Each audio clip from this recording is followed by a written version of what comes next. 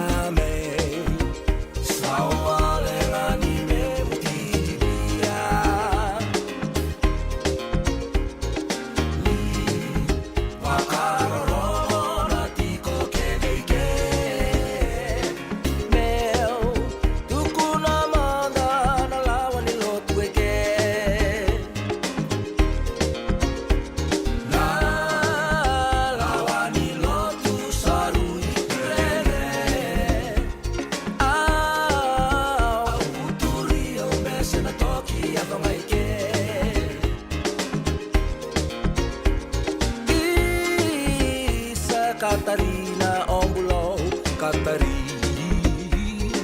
Lu, Siwalena Isuolia.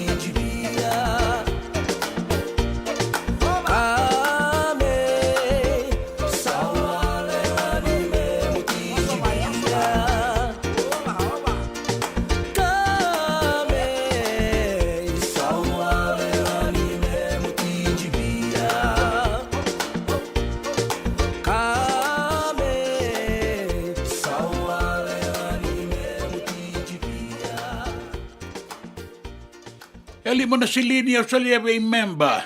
Me sa walangani paket tenrenga. Sa dua na paket ke pakai lima na silini. Au sini kala sabi da tu na paket tenrenga ni kuah. Ya na sere na singa ni pase kango. Singa borong buka. Da baru tambetani na mua ni madao. Tawa na tanga. Tawa talenga. Na non da baka nana nuende bei kai soen da nanu mamenta rawata. Tola bina steri tambuan dua. Tola bina Nox balay suba bina rigi Stino Tokona bina ka may Auckland City may New Zealand di Aotearoa singale buanda indai mga nga utikor sa tiko todo ko talingango o irarando wito mani tiko na italatala Lal Muhammad na makumbuy sundaya tiko talinga na daw ni tukutuku may natambadaga ni visa unay si Matiway o irakede ngo patake na tukutuku na nontabanua na tukutuku ni raki na tukutuku ni gito karando siya matiko may na nonda iwasin ni nga unango na nonda bata and radio bulan dua bata San Francisco kauti kenda bata mai. Ay voltoso, ay voltoso, ay voltoso, ay voltoso, ay voltoso, ay voltoso, toso. Eka kadi mai, menda mai, hiri mai, kenda meda na bakabuai. Tambo sarangan na soro, domo ni bati sarorong, irana moku mera tabo tau doko. Sayaw na tangane, ang nabala ng namate, no may wow nila beta tuki dake. Iwaluya sa tasoro, wow bata kay na moto, gomonitangi kay na osi saroromo. Right to my, ang nabiri-biri kay Mumbai, tau na rabu kenda tumbo ko enday. Tamo sarangan na soro, gomonibati saroromo, rana moku may bakatawa ni lobo. Romo nando mo ni hindi may mena may biri, nabanua kay nakawa mena mumi. Landay kiliw na ganga, kay ratong na lewe, ratong labeno na iwaw ni bala. Randabo kede nga, sandra na rara, sayaw na ganga. Sayaw na ganga. Romo nando mo may kamana koro, ay waluya sa tasoro. Bulgay lang irabaro romo. Lalini volka sa damolo. ai voltoso, ai voltoso, ai voltoso, ai voltoso, toso, toso, toso. Era kadi mai, menda mai, diri mai, kenda meda mera naba kabuai. Tambo sarangan na soro, domo ni bati saroro, erana moku mera ndabo tau doko. Sayau na tangane, au na bala ne una mate, no ai wau ni la beta tuki dake. Iwalu ya wasata soro wau wata kei na moto, domo ni tangi kei na osi sarorongo. Rai tu mai, au na bili ke mumbai, tau na rabu kenda tumbo kolendai. Tambo sarangan na soro, domo ni bati sarorongo, rana moku mei bakatawani lobo. Rongo nando moni bibi mai mena mai bibi na vanua kei na kawa mena numi lande kiliu na ganga kei roto na lewe roto la veno na iwa mi bala randavo kede nga sandra na rara sayau na ganga sayau na ganga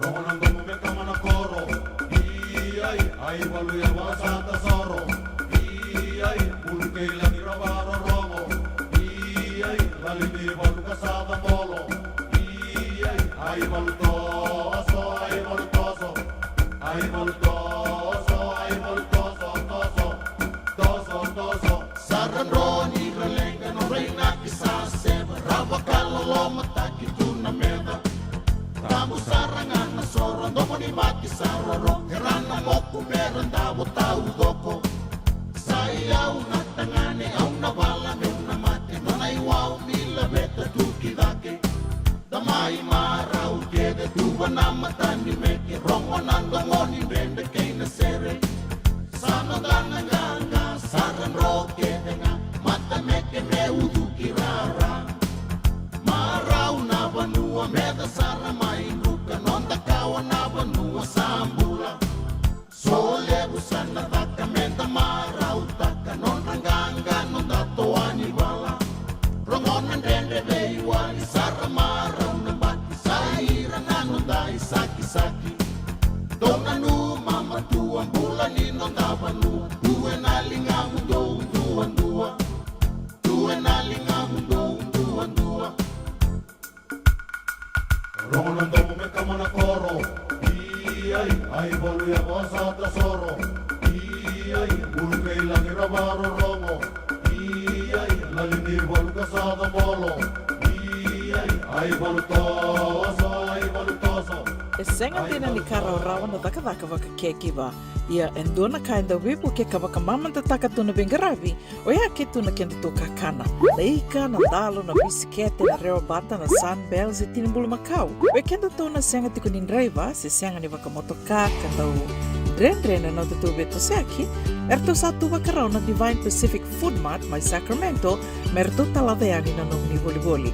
Rawa sara, we tartarngayani na taliboni diwan 21 toluva diwa ono saivarua, merto wakarotaka katalada mai na nung ni voli, ena kenangona totolo tua. Divine Pacific Food Mart, Viturua Diwawalu Franklin Boulevard, Sacramento, California.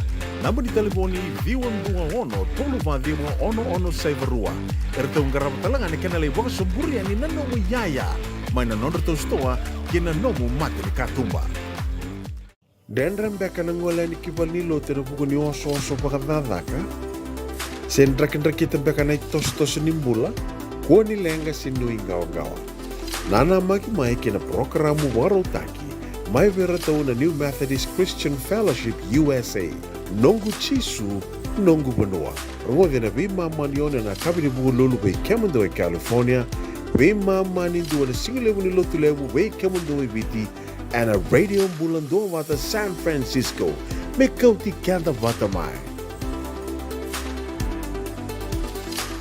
E na muna ngau na lewu ni nondos. so enda sa sianga sarangan ikla na dapat menda vaka talau taka buka singi lebu taka siapa kaya kapitang neka kuni lo malenga sa tiukin dono menua erau ni buka dingo ikimuni wayana JJ's Food Shack Santa Rosa California na be matanggali kaka na tigina mebakana karitua waraisi na logo palusami na buwaka na kaiwa soso na dalo na toa na kokonda bainga ni kinang gamure na kaka na buwa malang mebakana steak gai vakaya loka tabioka kena coleslaw surua tatni gela ko patana kena pai nambani kay na manray oya na JJ's Food Shack Santa Rosa California era saranga no direct message virto giringa kina bitu sai bitu tolo dio tolo dondo limono se onga wale saranga lito miku mena no mota e na dio maluma Billy Street oya e Santa Rosa California era talanga ni rito li dili butaka ni ke mukatalo washing lebu sa wanga kabi ya mai Santa Rosa Kinavato JJ's Food Shack Santa Rosa California. Na nonda wata kei City Beni Raturala.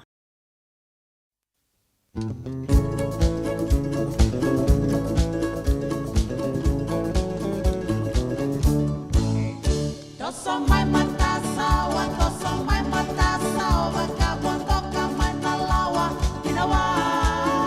Dosa mai mata sawa, dosa mai mata sawa, bondoka mai nalawa, inawa.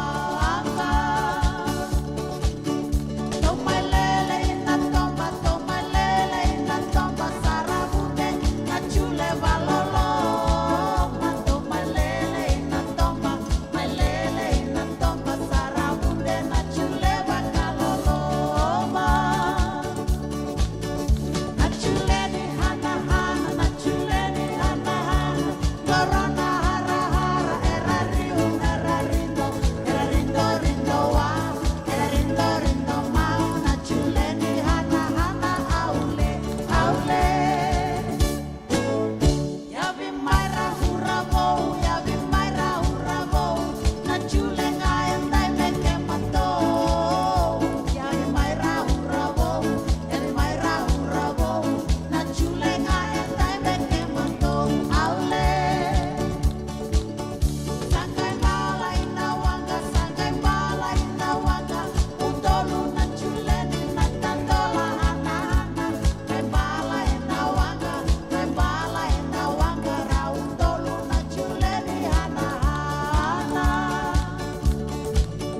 Na chule ni hana hana, na chule ni hana hana, ni corona hara hara. Era rindo wa, era rindo mau, na chule ni hana hana, aule aule. Natandola menda dave, na chule saraula ena nuku era lane. Natandola menda dave, na chule saraula era lane. Au mai tubo liko yao, mai sarava nambi yao, sarayabi mai narau, soli sara mai nangau. Au ngai matalau, o sangai matalau, chule ni hana hana ngamengau, aule. Na chule ni hana hana, na chule ni hana hana, jin corona hara hara. Era rindo wa, era rindo mau, na chule ni hana hana, aule aule.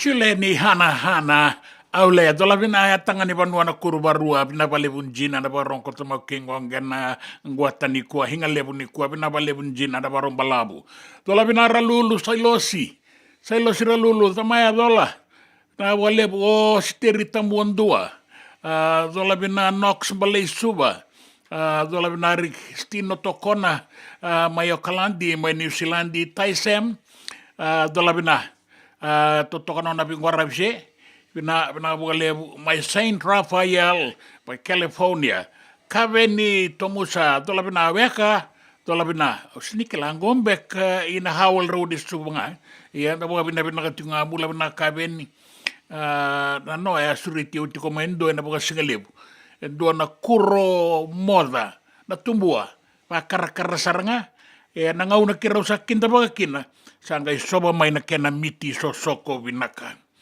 Ya bula vinaka mata Blackstone JB Pinaka lebu sa lolo matuen na bale nimbula ibunindawa rongo makari pinaka tikuya ni radio mbulan dua bata esa na bale nimbula mo ibunindawa tiko ni matani tu bolle katoka ngai na sona korera to kaya zambe zake sarani tau lebu ala loma nimbongi lebu pinaka bole Blackstone JB and sema tiko mai chona tabai bula pinaka inga re rongo re vironga na wale mo sema tiko mai en ya sana bo turanga ombua ke mundo na bo rongo tiko mai na kalo mai maduata ke na poindi mai lambasa o di bagai bota tiko ene na ken na iwalanga wongo senga mandanga ni utanra we roto na kambu ni ndalai kande ke semi Kelly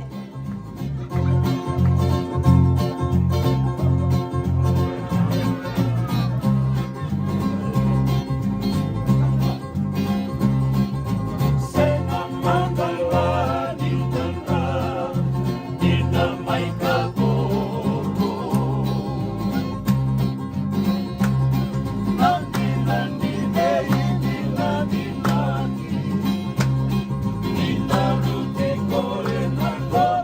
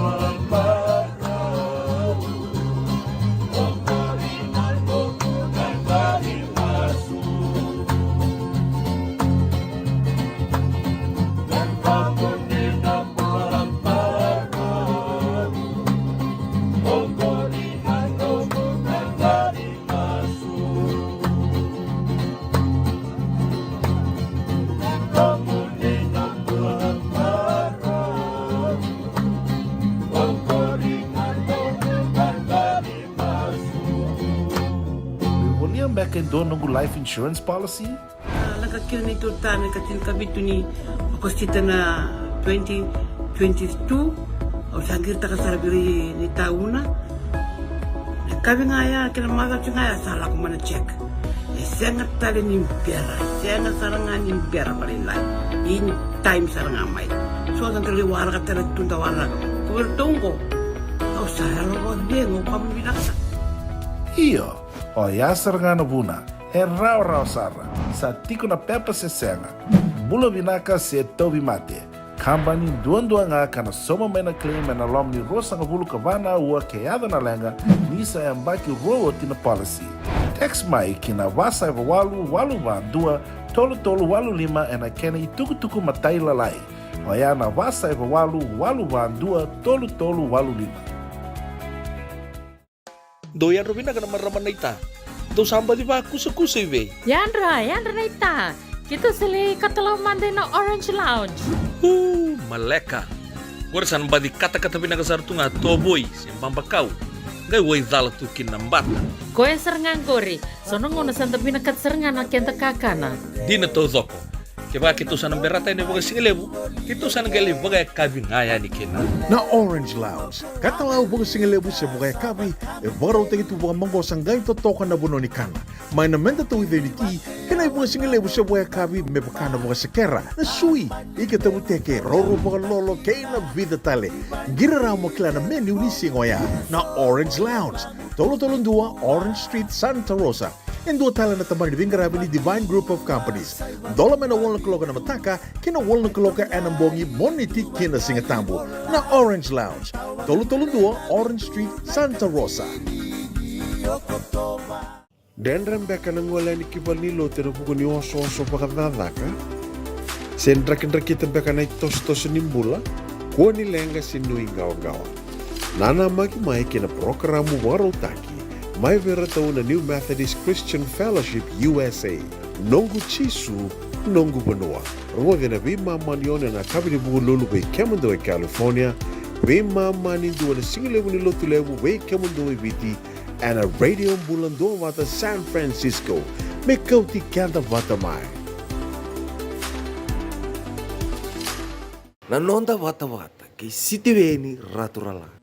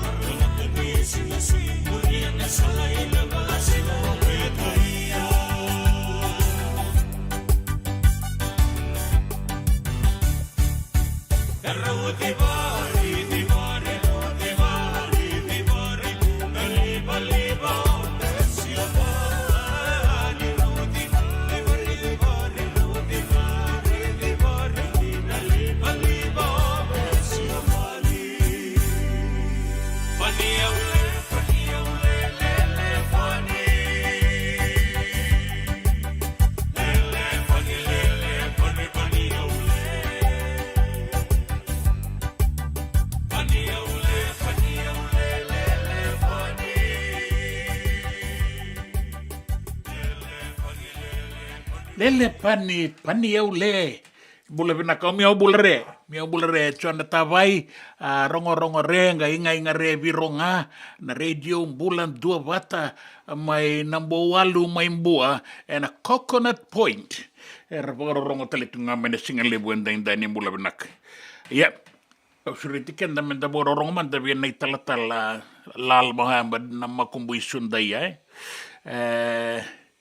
Ada basa renre kina na toso na sona ngauna renre sarana non da toso da bale wa manda na non itukutuku na italatalango e na be kaya daura ka na ruana madawa saoti no digo mai singo to se bata na cada cabeo ngase Lucas no da cabea lako o chico non ne ben sindo vandenberio lako vasangra no mula no ngonsa lako lebe siko mongi se singa kata na singa se liwa mena dava se tau lauda oi ko mola ko chico na kendango tau ngabango na udanda sa tutubi na tutubi ngai solinga ngonum retirement kuaro teman na tutubi praise the Lord ya Zakaba na inaki ni kalau. Atuma laka may nakalaw naka. Menda zaka lebale siya may nakango. Haraw ta na bula pa wele. Natamat nga do pa wele sindo zaka. Tugin nga do zaka na linga sindo zaka en andram drabua. Na siyang bawi kundo na buliman rai. Na panike ke manda ni sinrawi ko. Keto may law keto kilachungan na panike. Naka. Ya orto mai lau orto kila tunga na panikeke. Gona makumbu isundaya. Kuna wale mu mata malungu. Na kena tukutuku na turang itala-talango tala-tala lal Muhammad. Ya orto mana tula orto kilanga na panikeke. Bina ka wale na sama tiko mai imbula binaka. Do mandana kena ibu kalanga uwiratu na bebu eti ni waina moli mai nangali na itasiri.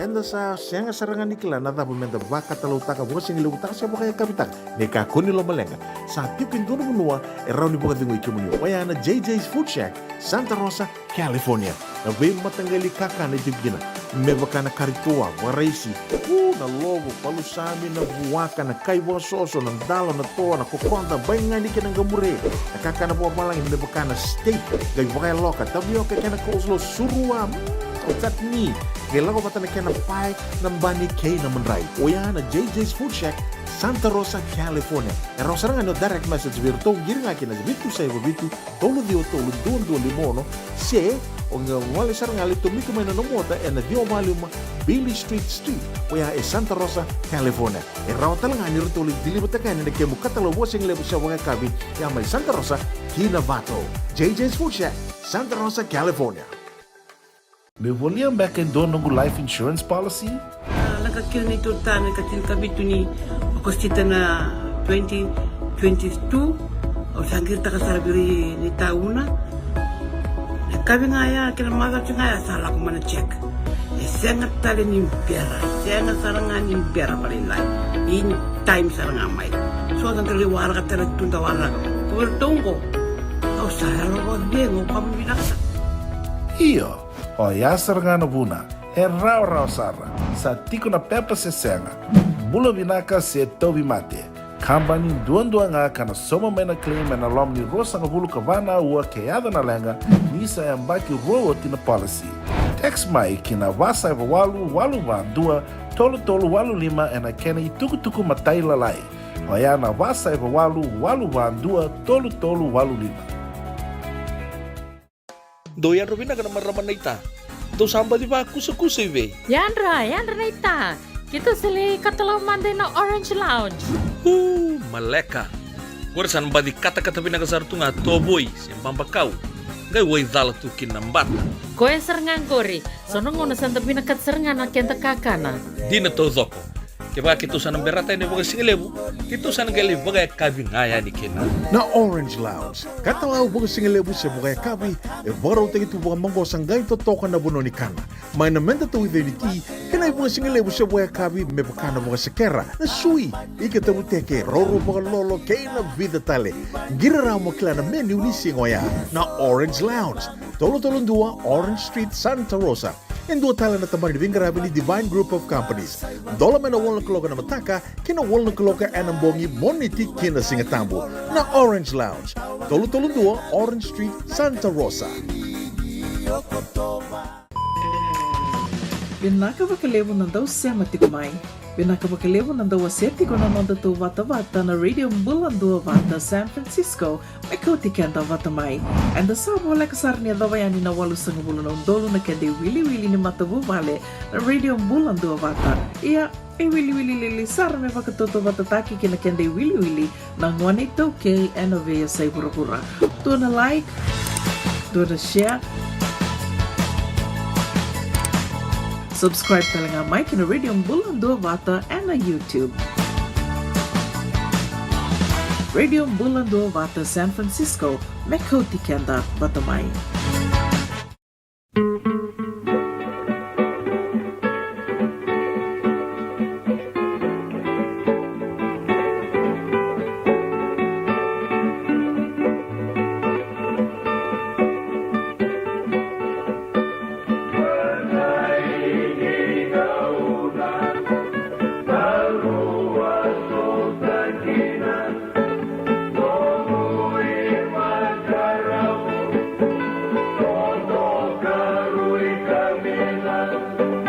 Sushi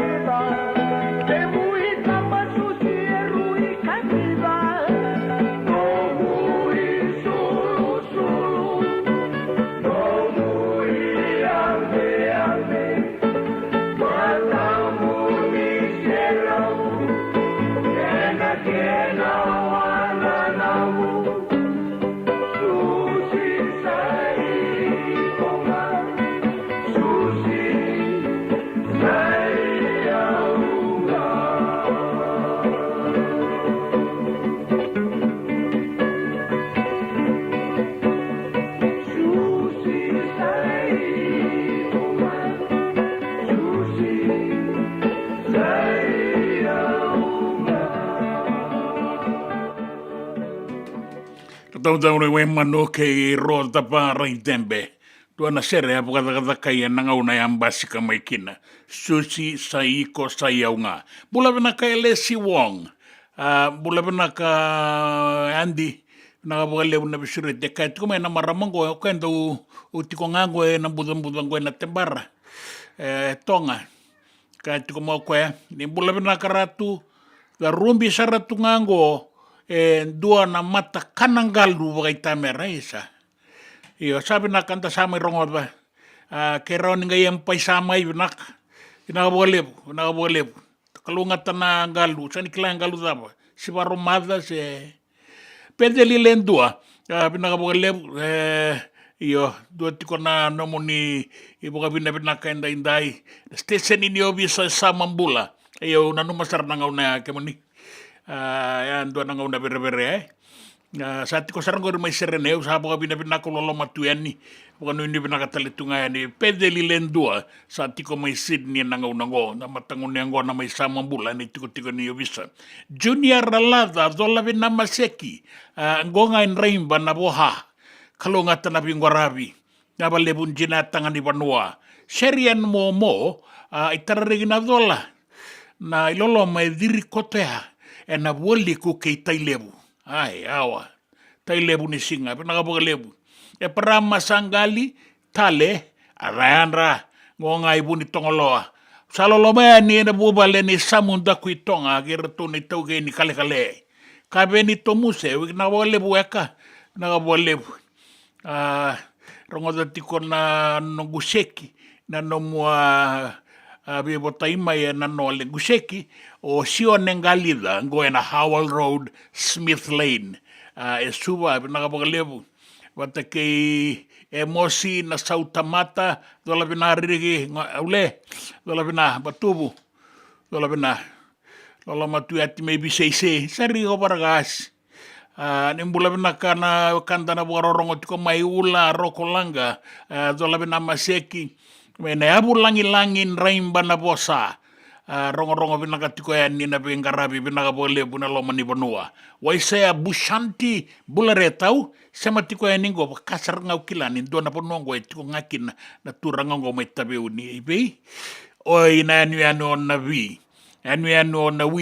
may na sabu beng basa ito ngakin na makete na taun ni binakabole bata kay mere matani tombua mere binaka binakabukalebo maramayano nakabukalebo na sema may amani soroko berata bunisue dola bina binakabukalebo naka biliame balay na yada miya usambula si ang amay matay lambasa na po hindi dila si atua na singa mundre malu ato enadangye malo binakabukalebo pare binakabukalebo biliame balay na yada kabe ni tomuse weka nakabukalebo usato raut ko na itukutuko kisyon ng galida na Howell Road and Smith Lane wata kay tukutu ibalu maleka bukalebo matanggali mainduan na isa samba dila ko may na bisuriti na bakasingalebo sa daw rongo da tunga na bisuriti sa may rawanan numatokayan ni sa rauti autok ngaya Banua enta sema tiko mai kina binakabukalebo ke ira na maramanasi salaniata andikawa ni bula binakatale mai naita moni na baka marauta kita langanan dua na kena ibu kalanga ungo ira na turanga na marama nasi duin na Banua ira bingarabi kina binakabukalebo ng garabita biya na singalebo enta inday sabo pitu na miniti me tinikarua na kaloko Entara bororong telenga de tempat nio bisa ni berana tuku ena non de Banua kene bisa ibura-bura.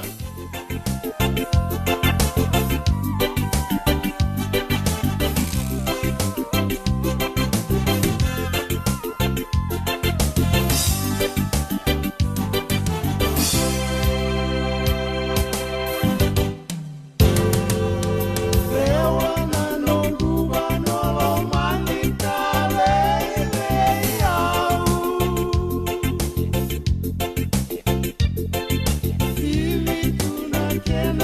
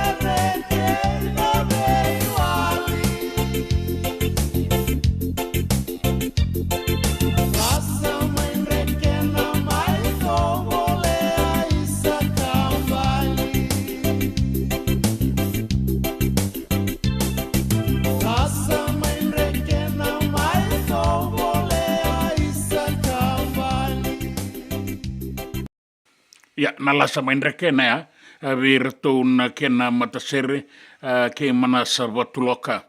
Da rongo manda, ni da berang rongo da tuku ena no da banua kene via sai burabura. Da ngole manda na tambala da ni visa be una isi matewai. Sanga ni dono ngone be bakaitau. Ke sa kota mo dhorbo dono ngone le oi vale, ge me marro itiko ke tu bangari ko mai, ge tu kunini atiko ni vale, tumbu tau ke ni vale, o kuko nau se o nana o tata o rona chachitaki na permitting a child under the age of 18 is 12 to 14 years imprisonment. O te tona ken tona dhorbo, de tikungo ba lebu na tamba ngone, ke o basaka dono ngone le o kilano na mbaki. No defense in court. Ke se lei tiko mai na tini kaono. Ke sa tini kaono rawa. Kaya na lawa, can be your defense in court, the girl can give consent. Roni giria no ngone leo, roni muriko. Iyo kaya tal tinga na lawa, do tarong tinga na be korribu le be se biti. Labi linga mando dia no dorbo. E roni ngai beta mai ibuna, le kai beta mai una, o kochi una ngambong ni kuwa, matako kochi ko les mai. E rando bindan raba kina lubenda, malete endo sini rawa vir. Ke sa kawe baka iyo tiko ya ni o una, o thorbo o tau nei una mengai mai beta mai una mai ke reikoya. Ke senga ni kila o tamai una o thorbo na church taking abduction, removing of the child without the parents' consent, although the child can give consent, but o kwe me ke reikoya beno nei tumbu ki alima kina tini na mbaki. Vale bebeso. Kwa ya rambini sartiu kina lubenda na thorbo nei tambangone. O kaya tiu kina bikianda nungu puputsa o tia usini o na wapo kitiko bi koribuli. Me kuanga ni beso indono ngone.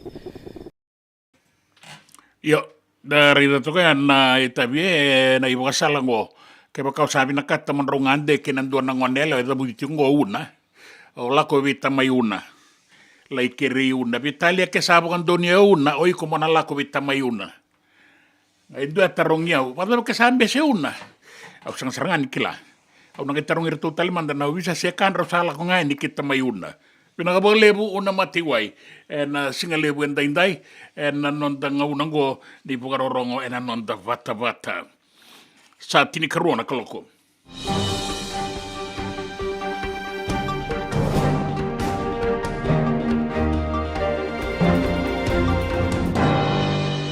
Dai tukutuku na nonda banua mai viti. Rau sa tambaka endua na vendinan dinati di dakabata. Dua na isongo-songo di tamata daka wata ke na amata ni tu na tambana kando solia na sekolah sibi na ke nango e bakatoka ina graduate business startup grant scheme be tulunan rau na undolunan dola angarabiki na daka ngo na ke nango era na bukeira na buli me rasa rawatan na nonra ibola and a tertiary scholarship and loan scheme sa otia me rasa ngolen kina bura-bura kina makete ni daka na numitiko ni sanarawa ni beibuke en duana ilabo merlaki tegabuna kina na nonra business rasangani le daka en duana kambani se watalen dua mersang boga buna sarangan na non rata-rata bakata kira ene labo beibu kengo na tikinango dua na sasanga ka sabakan donio tina matanitu na non itu bagai labo na bulo Julai men na pangalalataka tolunan raw na undolu membeletan vendinan dinatingo mera ni bebu ke beira rasa rawatan na non bola koroi en sekolah sibiera bagai yang atakan berita kini na kenango na numini na raw ni bebu ke sara beira ni rasa wadabar na non buli kara sa duru kina makete ni dagadak kara sa lewe talenga ni kena isongo-songo me rawan ni ralaki tau ya butaka na non radaka sa raw talenga ni rabe bakadaka taki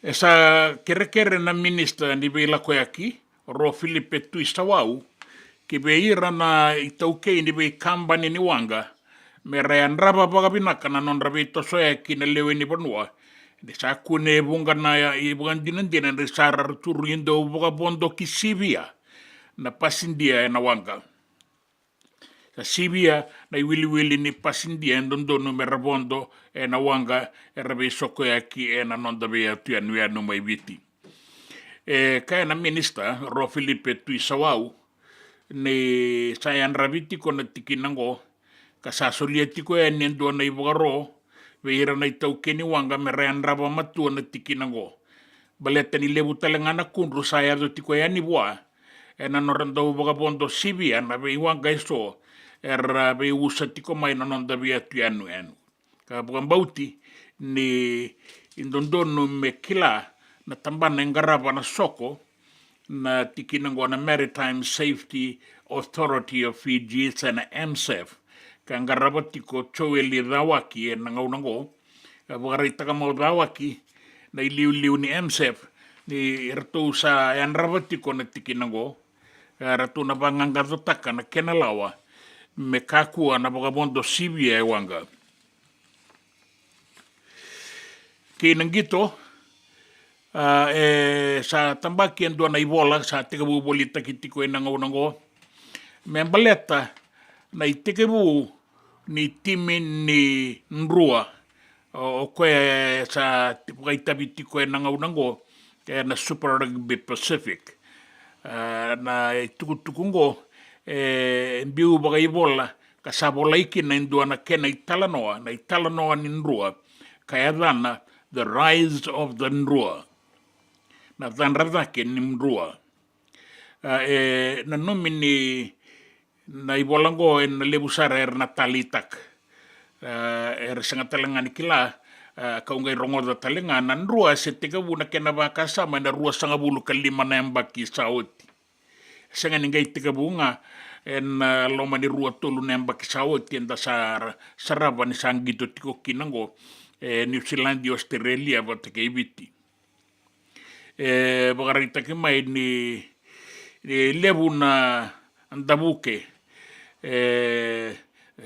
sol sotaba mai na timinin rua o tie mai dengu tu mandan baletan na beitau wini mate na COVID-19 ne bura mai dengu tu mandakina sangai toso tale roboti ko indai dua vera na timin dau tale taki ni rangito mai New Zealand di sena non da banua se mai Australia na Fiji en rua ka waritaka o Mark Evans na kena liuliu ni tali taki bogalebu na ibolango kasaboli taki tiko e non da banua na italanoa ni non da timi ni nrua na ibolango be kemunio ni bia wilika sana tekabu bolitaki e nabula katumai na okotoba ni katini kandua ni singa na tekabu bolitaki kina na ibolango the rise of the nrua na dhanradake ni nrua e rua na kena isau e ndua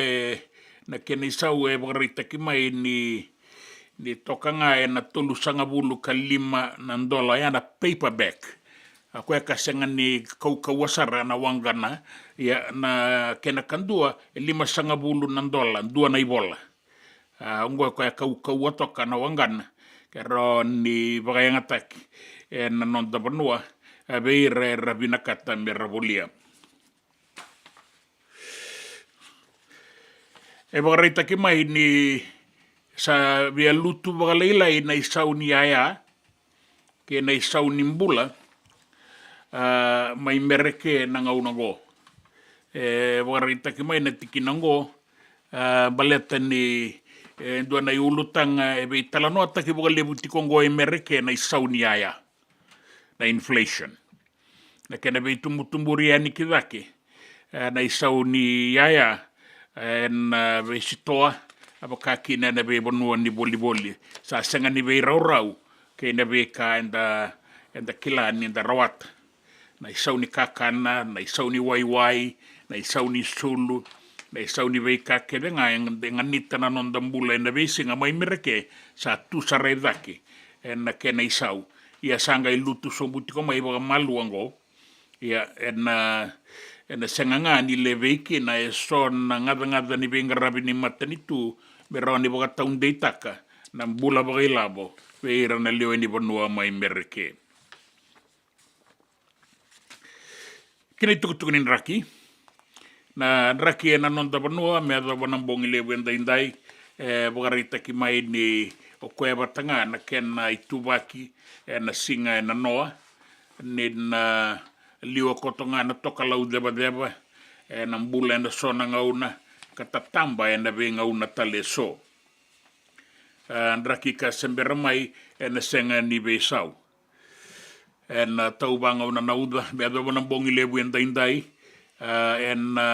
be bonua so na toka lau KVT o ya na ya tu lo mai viti na ya tu lau bakakina mai tabiuni toka lau ke maduata na deba ke mbua na barabi ke da kaunrobe bagarita ki mai ni nandei kotonga na toka lau deba na nonda banua ke na nonda bea tuanu na sanga ni besau na kabi na ukuna loa tau banga una nauda bei bonua so sadabuti ani o kakina na barabi ke vitilebu kina deba o na bua suba ke no sorry na moi rani non da bonua na sanonan ronga ka kauta da tiko mai no sorry me ado ni ki raki na loma ni bonua tailebu na bua liku ka bakakina o naita siri ke na mosi na bakila tiko kina na raki da sota ka tiko mai na madongo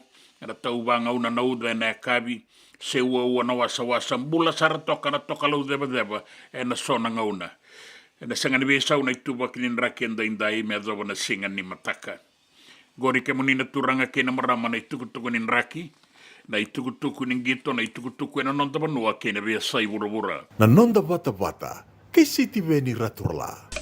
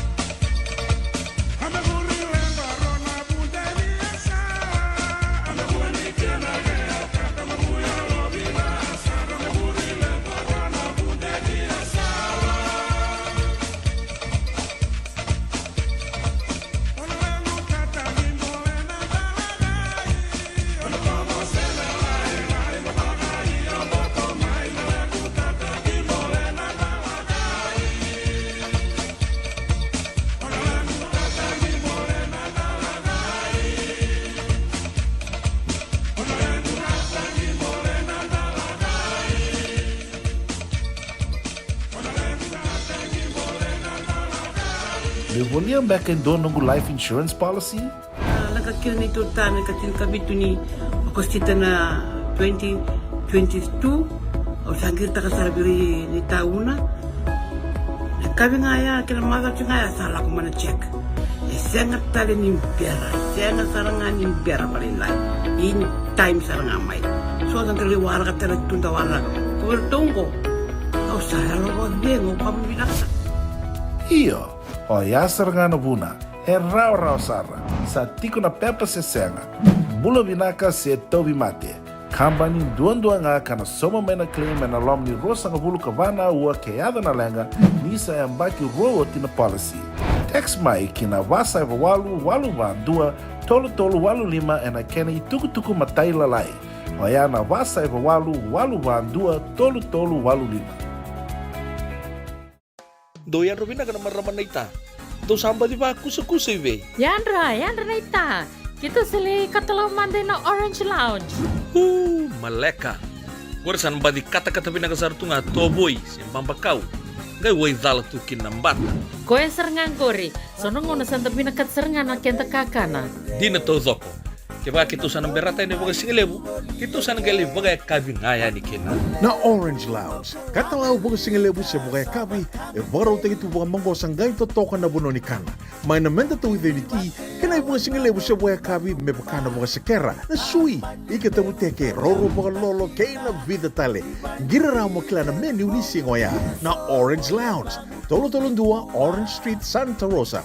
En dua tala na taban ni Vingarabi ni Divine Group of Companies. Dola may na wala kaloka na mataka, kina wala kaloka anambongi moniti kina singatambo na Orange Lounge. Tolo-tolong dua, Orange Street, Santa Rosa. Dendram beka nang wala ni kibal ni lo tira buko ni oso pakadadaka. Sen drakin beka na itos nimbula, kuha ni lenga sinui gawa.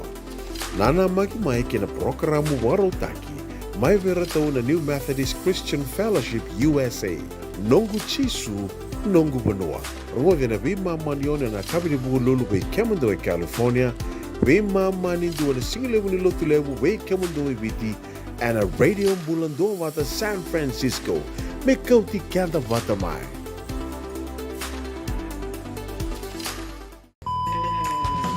Binaka vakalevu nandau sema tiko mai. Binaka vakalevu nandau aseti ko nanonda tu vata na radio mbulando vata San Francisco. Me kauti kenda vata mai. And the sabo like sarni adawayani na walu sangabulu na undolu na kende wili ni matavu vale na radio mbulando vata. Ia e wili lili sar me vakatoto vata taki kina kende wili na ngwane tauke and avea say pura. Do na like, do na share. Subscribe talaga Mike na Radio Bulando Vata and na YouTube. Radio Bulando Vata San Francisco, Mekoti Kenda Vatamai.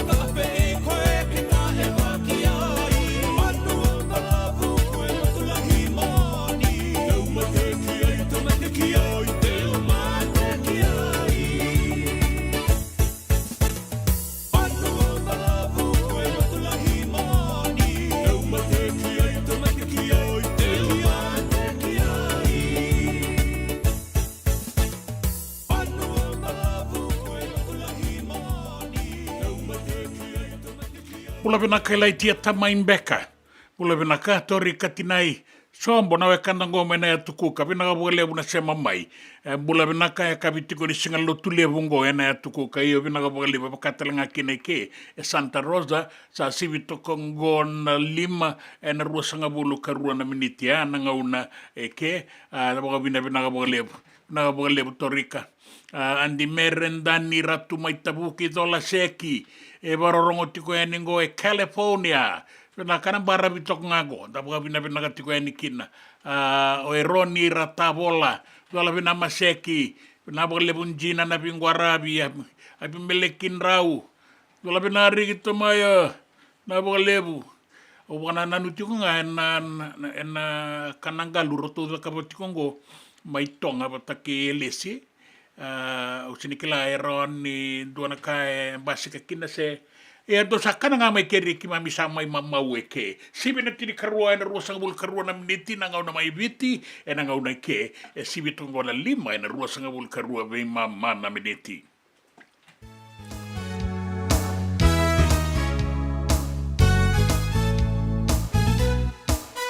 Makarau buka sabole Kemasinga di lala tu beke Kampung ini ku ngada mabeke Tandai ala ala nino dasare Kesadina Bomu basaru ikami kamila Sadina Bomu basaru ikami kamila Andi moli ni kai bossa gai Katau robau araka tandingi Ya koi rau batanga kaibi Kaya la tu di kuana kena kami Sadina Bomu basaru ikami kamila Sadina Bomu basaru ikami kamila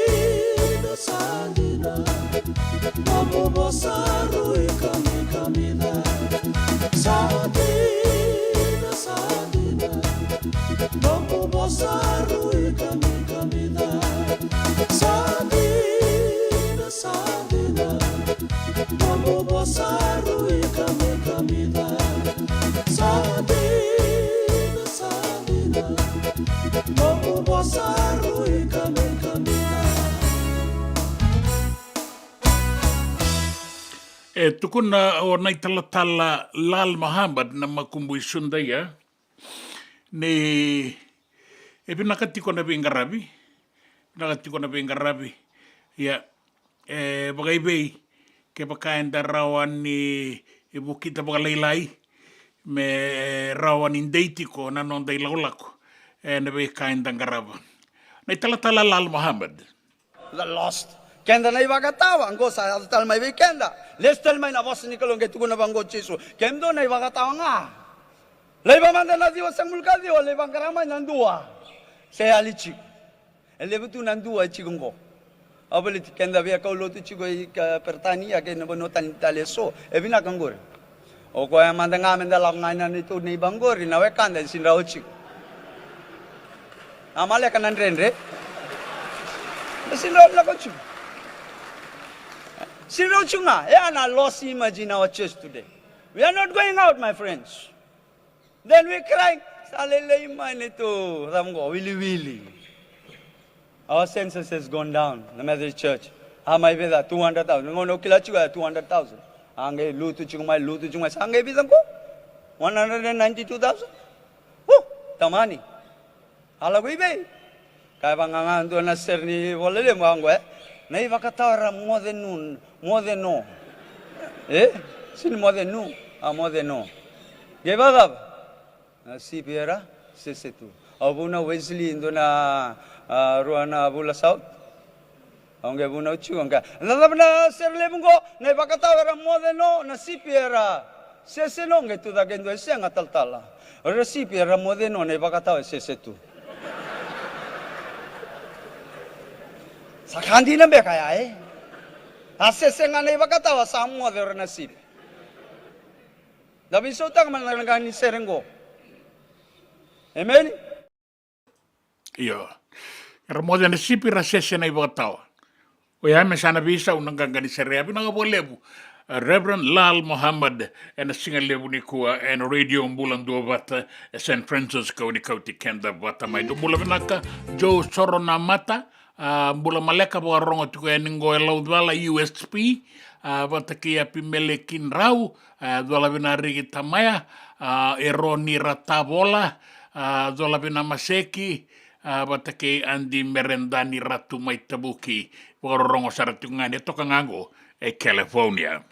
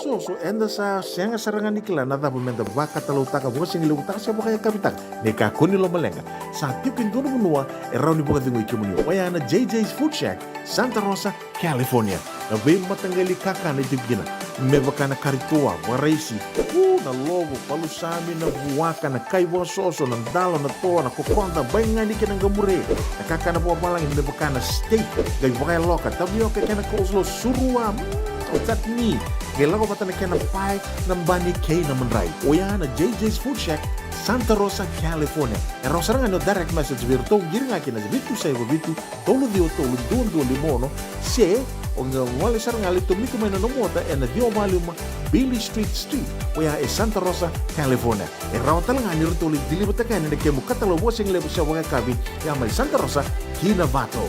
JJ's Food Shack, Santa Rosa, California. Me volia back in dono go life insurance policy? Nakakira na ito tayo katil kabito ni akostita na 2022 o sagir ta kasarabiri ni tauna. Kabi nga ya kila maga nga ya sala ko mana check. Sengat tali ni pera, sengat sarangan ni pera palilay. Ini time sarangan mai. So ang kaliwara ka tala tunda wala. Kuwertongko. O saya lo bengo pamilaka. Iyo. O yasar nga na buna, rau sara, sa tiko na pepa se senga, bula binaka se tobi mate, kambani duan nga kana soma mena claim na lom ni rosa nga bulu kabana ua keada na lenga, nisa yambaki rowo tina policy. Text mai kina wasa walu ba dua, tolu walu lima ena kena ituku matai lalai. O ya na wasa walu ba dua, tolu walu lima. Doyan Robina ka naman raman na ita. Do samba di ba kusa-kusa iwe? Yandra na ita.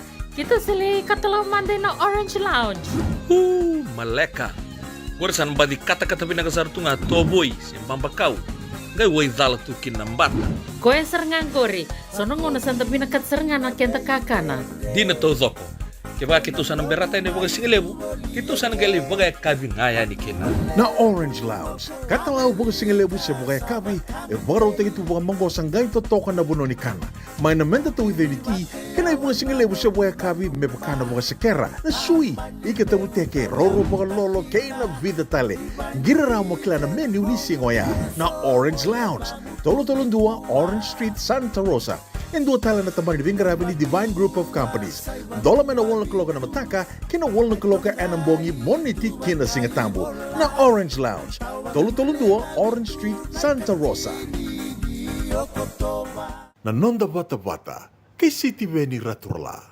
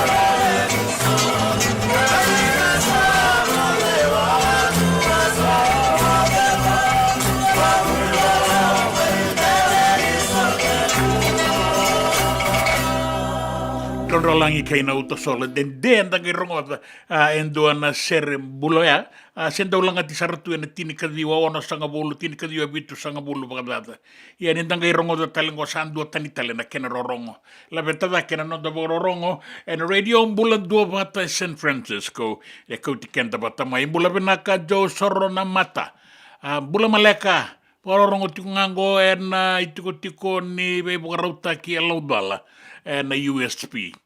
Pinaka po lebu kabe ni tomuse. Pinaka weka na sere. Ni may buka singa lebu manda. Tama ni biya buka singa lebu kemuni. Ye me takam liya buka dapa.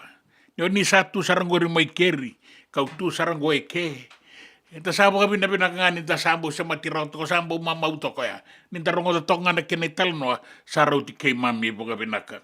Entara boro rongo tingo me da dua na kaloko entara rongo talikina na itoka ruan itukutuku na nanda banua kei na beia sai burabura. Wainda na korondo mo itiko kina nanda seni ro sira mulili ena vemo ngia undiva meurika bolilala.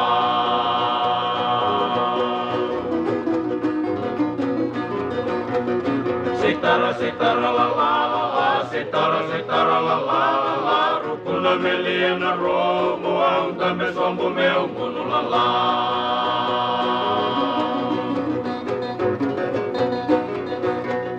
Kalivi meu vem mau, na eu longo samara, o manicani la saveia, o que na la niu tau mau la la.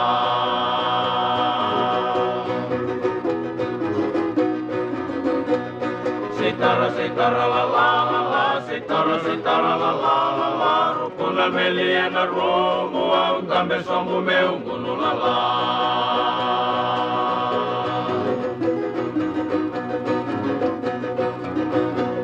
Olingoli ena matile, ulai tini ena uale, ulai sanga ena kurule, ulai soba ena disile ulala.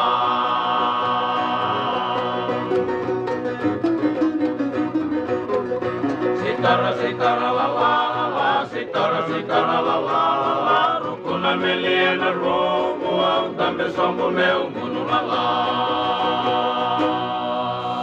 Rato maya robundi, maya balau na mata sere kilai lebu mai tumuna, da ni tumuna. Don bula benaka na kanta na borongo tiu mai kina na singa lebu indai, Tony Turangambuli, isango na batini waingango laudala dala benari ia benaka bole au sinikela laudala mai tabi uni se laudala ngango suba ai laudala nga santa bogambula tuko yani be Tony Turangambuli endona turango kabe ni ngai bisuri te wale sartunga mena dona ngona laka sao tina boga singelebu au sama ni kaya ni kemuni mena daga boga da boni tu mai keri au tuike sa rongo binaka mai na italano ani boga singa lebu sa mai boga titiweli ke o ti sanga itu kona mai ko ya sambiu nga ni ana wani libo biuta mai tangane biuta mai ni sabo tongo tin ka dio na miniti ben dua na kaloko and radio bulan dua bata kau dikenda bata mai Serenita moa moniro moda mandaraya busano raya une sesilini ano damato avoni non damate sauto che inamola masi che inakomina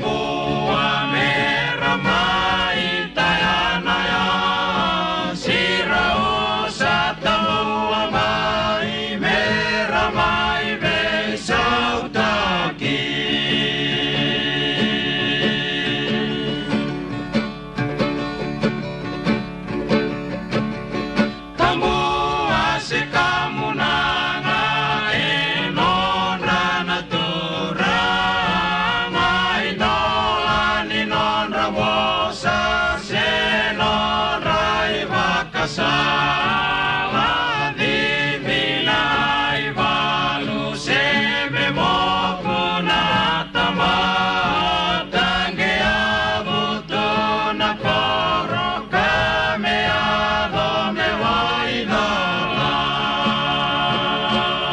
Senga dina ni kara rawana daka waka kekiwa.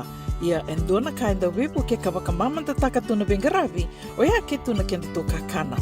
Leika na dalo na bisikete na reo bata na sunbells e tinimbulu makau. We kenda tōna senga tiko ni driver se senga ni waka motoka kandau drendre na te tō beto seaki. Erto sa tō wakarau na Divine Pacific Food Mart mai Sacramento merto taladeani na nong ni voliboli. Rao sara. We tartarangayani na taliboni diwa ndua ono toluwa diwa ono saivarua. Merto bakarotaka katalada mai na nung ni voliboli ena kena ngona totolo tua. Divine Pacific Food Mart, Vitorua Diwawalu Franklin Boulevard, Sacramento, California. Namba di telefoni Viwan Toluwa Diwa ono Saivarua. Erto ngarap talangan ni kena lewang suburi ani nanomu yaya. Mai na nondro to stoa kena nomu mate ni katumba. Dendram beka nangwala ni kibali lo tera buku ni oso pakadadaka. Sen drakin-drakita beka na tos nimbula, kuo ni lenga sinu ingaw-gawa. Nana magi mai kina programu warotaki, mai vera tau na New Methodist Christian Fellowship USA, nongu chisu, nongu banua. Rungove na bima manione na kabini buku lulu bei Kemando e California, bima mani dua na singilewu ni lotu lewu bei Kemando e biti, and a radio bulando wata San Francisco, me kauti kanda wata mai. E na muna ngauna na lewa ni nondo soso enda sa senga sarangan nikla na dabu menda baka talau taka buka singi lewu taka siapa kaya kapitang ne ka kuni lo malenga sa tipin dono munua e rau ni buka dingo ikimuni waya na JJ's Food Shack Santa Rosa, California na vei matangali kaka na jibgina me baka na karitoa waraisi na logo palusami na buwaka na kaiwa soso na dalo na toa na kokonda bainga ni kena gamure na kaka na buwa malang me baka na steak gai baka loka tabi oke kena kouslo surua Otat ni, kailangan ko na kena pie ng bani kay na manray. O yan na JJ's Food Shack, Santa Rosa, California. E raw sarang direct message virto, giri nga kina bitu sa iba bitu, tolo duon limono, se, o nga wali sarang alito mito may nanumota, e na diwa maluma, Billy Street, o yan e Santa Rosa, California. E raw talangan ni rito ulit dilibutakan na kemo katalawa sing lebo sa mga kabi, yan may Santa Rosa, Kinavato. JJ's Food Shack, Santa Rosa, California. Binaka wakalevo nandau sema tiko mai. Binaka wakalevo nandau asetiko na nanda tu vata na radio Bulandua Vata San Francisco may kauti kenda vata mai. And the sabo wala kasar niya dawayani na walu sang bulan dolo na kende wili ni matabu vale na radio Bulandua Vata. Ia ay wili sar me vakatoto vata taki kina kende wili na ngwane toke enovea say pura. Do na like, do na share. Subscribe talaga Mike na Radio Bulandua Vata and na YouTube. Radio Bulandua Vata San Francisco, Mekoti Kenda Batamay.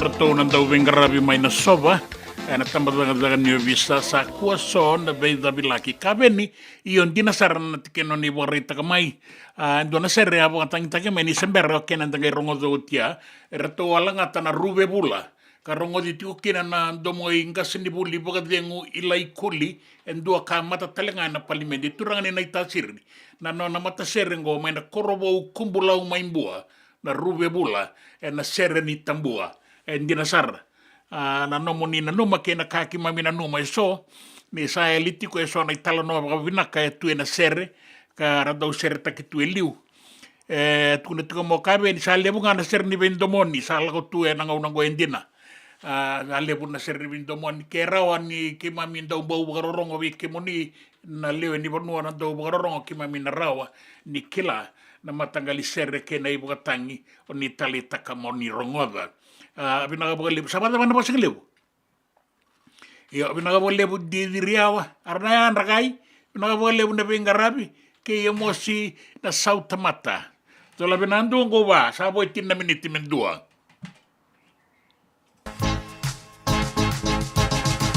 Rutaya benele wani lutu ya rutaya belo mani banua na banua tabana banua na lo mani kormo na lutu rutaya be Rutaya be sembadi ambe Ela toka watani matukula yendo kadabala yendo kaura na ura tabana ura tabuna kenu sasanu dina na weka Rutaya be sembadi ambe Eso ko wasa onem ya eso ko tuba kayeli eso ko bakabine eso ko bakawono eso ko fakasara tu ikomo Rutaya be sembadi ambe Laitindalo tabale laitindalo ina butule unandalo tabanandalo matuana kemusa salundi na melutu ya Rutaya be sembadi ambe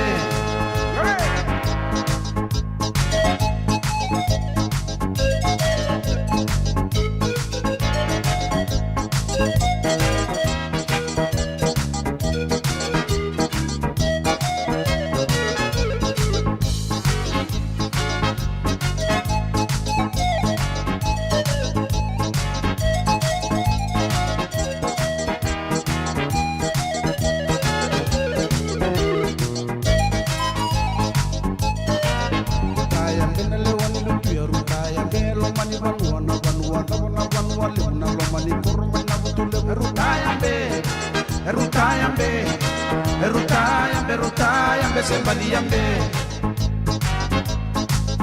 Lai toka watani matukula ido kantabala ido kaura na ura tabana ura tamuna kemu sasalundi na weka Rutaya be sembadi ambe Eso ko wasa onemia eso ko tuba kaliali eso ko bakabida eso ko bakaono eso ko fakesara tu ikomo Rutaya be sembadi ambe Laitindalo tabale laitindalo ina butule unandalo tabanandalo matuana kenu sasalundi na malutu ya Rutaya Erutayambe, erutayambe, erutayambe, sepadiambe. Erutayambe, erutayambe, erutayambe, erutayambe, sepadiambe. Erutayambe, erutayambe, erutayambe, erutayambe, sepadiambe. Sere makawasara. Adau sere kalitunga liu. Ia sama buki tu me sere rongo bina ka rato ni lolau ni bil masi rutayam be lewa ni chili ba rutayam be la ini manima la ini madaba la ini maura la ini mat sebu ibo nuwa rutayam be. Tabo rongo tiungo ni ndawara ka tiungo ni tukutuku na nonta banua kena tukutuku mai na tamba daga ni obisa bula bina karua isambola maya dola bina wata ke emosi na saut mata. Bina boleh buna sama tiku main singa lebu endai menda warakan itu tuku nonton bono ai gai pada manda na buaka. Orto kambata nambai. Orto salah ko sare nambani buaka. Tarongi mai na buaka ni dei. Gai tuku ni ani bua. Dia ko etiko bulangi ngai na bonoya. Santi na tiku beka ya. Tabara rongo manda be una mati wai. Dona kisi ke to ali garava. E to lo dorvor to kambata dona bai ni buaka to ba mati na buaka. Kadi to kaya no to keni buaka. Kem do kilangor no buaka. Chiko lo iku sen ke bonongo. Kem do kilani dal la kanto da kaba chiko lo sen lewa. Sakadi bena kisi. Sol me bena kisi o sin kilan o asen tu be on list no to kisi. Kango kaber to boys mai. Do kilani dal. Si anke to sin dal. Ke la ko lo me andur na matay maramani lewa. O sa babinaka ko no reso mo ko no milaulo maleto ko na rin to da bali le minito to. Tukuna na kandina. Awasin nama kana kartuale kay loma. Sandu romatay. Pamadala taga na daman do pamati kina buak. Ayaw na luben tui. Nung tutu na tui ni banongo. Aw lewa na buak aw lewa ikoya. O kaya sini kay banongo ko ba awa chinga miki. Lako na kina karua. Pamadala taga na dabos pamati kina buak. Kako nungu ratu e ngone vino na ratu ko e bosa utia. Ayaw na kay bonongo e ulewa. Anga ya no kena katolu. Sasi kena leni wa bosa babinaka. Kwani to bosombo. Kako ya nungu nana na nganen raw nungu ratu. Ayaw basu tura ngai korongo. Kena balambale ana kake de utara e warindu e raw ni bosa kina. Na lawa e didi ngano na didi. Law is law. Nyo taraba ka taon do dono indone yaya se ni nomu rachaji tu kinongona lubenda. Offense of theft takes and carries away without the owner's consent 9 to 15 years imprisonment. Vita to na kina bekenda to ya na singo ya na ito to yang gai tau be tui. Be liu ni abusa. Baleta ni aware ni babu lider to ke o tu ranga mo baka tu ranga. Tu ranga oren tu ni koya oren to ka. Tu ranga marro na tamata bulangi e marro na yau ni banua. Na ibabu bulia ya na nono dono ngone me baka bulithi baka dono. En rauti ko nan dono ni ngone. E senga ni ndua na nono dono itu kia o ko me lawai ko bate ko ya. O ko ni dhuri na matamaten ko rivuli align his hundreds of rights to the 100 school rules. Ni dhuri lo mani koro align taka na nono dono kina lawa ni koro. Ni dhuru ki bali lotu align taka nono dono kina lawa ni lotu. Ia pina ka bole sabat ngai na lawa. Da tiko kina senda tiko itumba. Kesa ni nomu na buaka kuni baka matea. Baleta ina sini o lenga kina. Ina lenga gaura kita le mai ni liu ni abusa. Aya wasar na matanga libi talano aya. Una mati wai mana tambat baka ni abisa.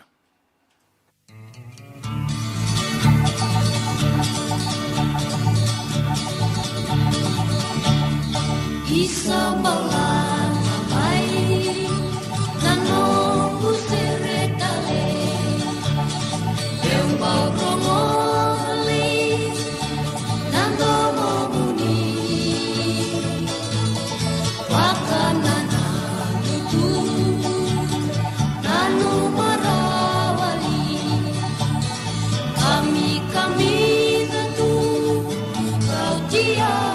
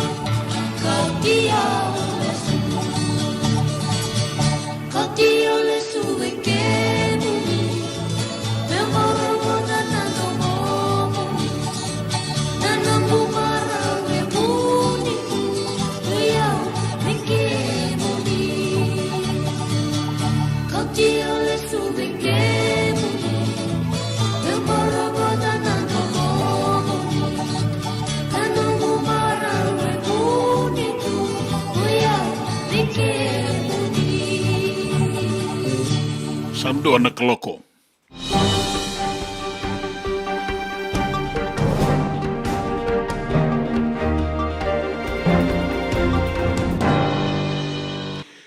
Nai tukutuku na non tabanua. E rausa tambaka ndo na vendina dinati na nonra I songo na tamata dagadaka e so bata kei na tambana ni soli sikola sibi ni matanitu ka na toka ya ni na tolu nan rau na undolu na lebo ni labo na numi mena bagayanga takikina. Rau tambaka na vendina dinatingo na tertiary scholarship and loan scheme batake na Fiji Commerce and Employers Federation. Ka sa tambakingo endo na bendinan dinati mebu keira ni rasaba koroi na wekanda iso merawa ni buke na non ratau ya butaka na non business graduate business startup scheme. Go endo na isoli endo na ibota isoli wale endo na grant.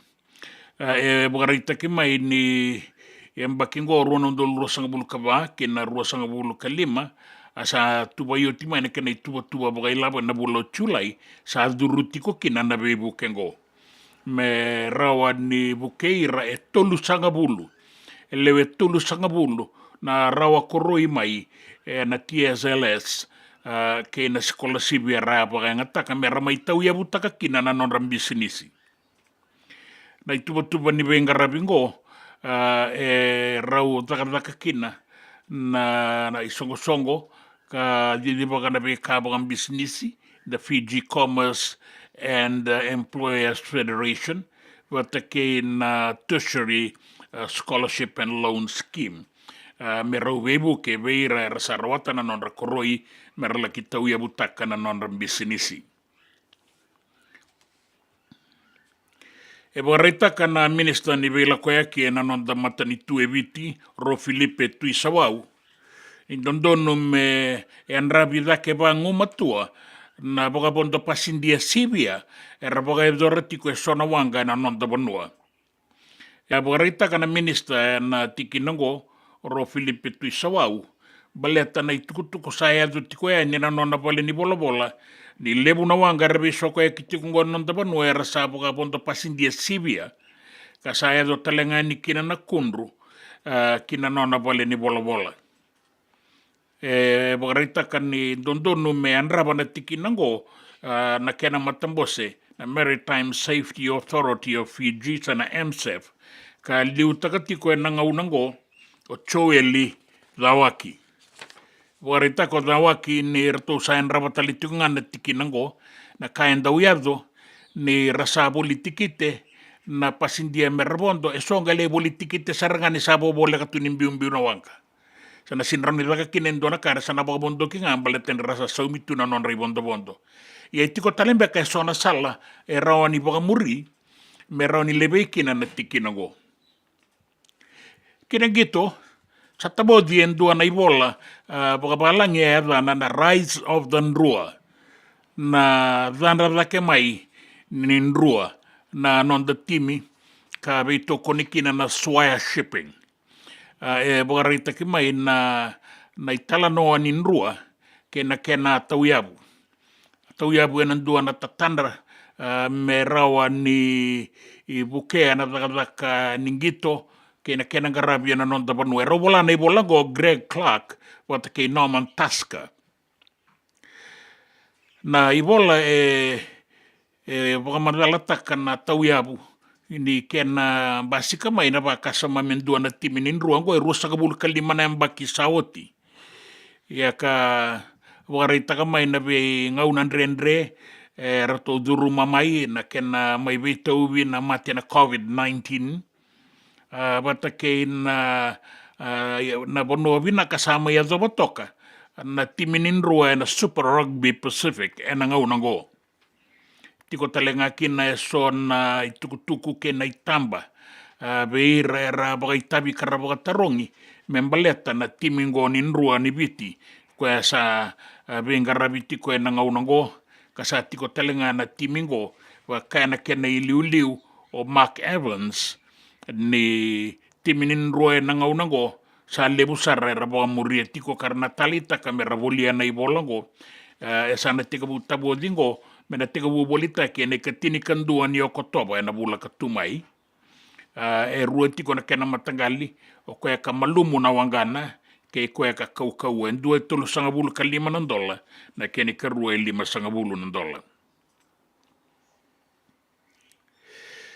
kaya na dawi baka tabulib ni non da time ni vanua ibiti na Fiji Water Flying Fijians o Mick Byrne ni na ndrendre wale nga ertu sota kaya tiko na ngaunango na bagarau kina muani mavla wana non semifinal ke na timi ni mereke sai ko na nortu bugandi takatok na kaukawan gito ke na mangosa sa tokango beirtu meka ko ni lutu sombu bagatau na be bonua ertu la kiba kaukawa yango kina na ndei ni bei ka ertu ngaraba ke na sanga ni bei toso ya kibagalebu na nrtu ba kau yango ko yango ertu amai ba kau yango nandi ertu sa tikongo mai chapani mertu le kiwara kana non rtu ngito na semifinal ke na timini merke ertu ba kau yango tiko na ruana singa mai nandi ertu sanga itoki ki chapani me wara kikina nangito ni mataka